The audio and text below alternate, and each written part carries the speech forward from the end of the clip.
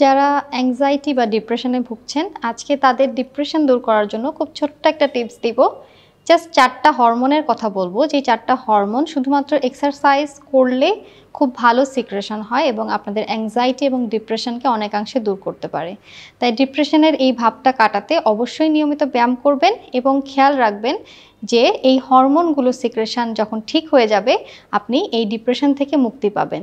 তো নিজেকে মোটিভেট করুন এবং কয়েকটা হরমোনের দিকে খেয়াল রাখুন। প্রথমটাই হচ্ছে ডোপামিন। ডোপামিনকে আমরা মোটিভেটিং হরমোন বলি। যখন আমরা এক্সারসাইজ করি এই ডোপামিন হরমোনটা সিক্রেশন হয় এবং আমাদের কিন্তু মুডটাকে লিফট করে। যে কোনো এক্সারসাইজ বা যে কোনো কঠিন কাজের ক্ষেত্রে আমাদেরকে অনেক বেশি বুস্ট আপ করে। তাই ডোপামিন সিক্রেশনের জন্য নিয়মিত ব্যায়াম করুন। এরপরে আসছি সেরোটোনিন, যেটাকে আমরা এনার্জি বুস্ট হরমোন বলে থাকি, যেটা সাধারণত কার্ডিও এক্সারসাইজগুলো করার ফলে খুব বেশি ভালো মাত্রায় সিক্রেশন হয় এবং আমাদের পরবর্তীতে বিভিন্ন ধরনের এক্সারসাইজের প্রতি বা ফিজিক্যাল অ্যাক্টিভিটির প্রতি আমাদেরকে মোটিভেট করে, যেটা ডিপ্রেশন দূর করতে খুবই কার্যকরী।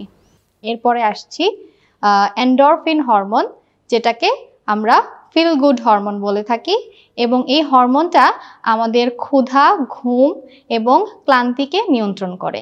তাই যারা এক্সারসাইজ করছেন নিয়মিত তাদের ক্ষেত্রে এন্ডরফিন হরমোনটা সিক্রেশন হওয়াটা খুবই গুরুত্বপূর্ণ এবং তাদের অ্যাংজাইটি ডিপ্রেশন থেকে নিজেদেরকে রিলিফ করার জন্য খুব বেশি কার্যকরী।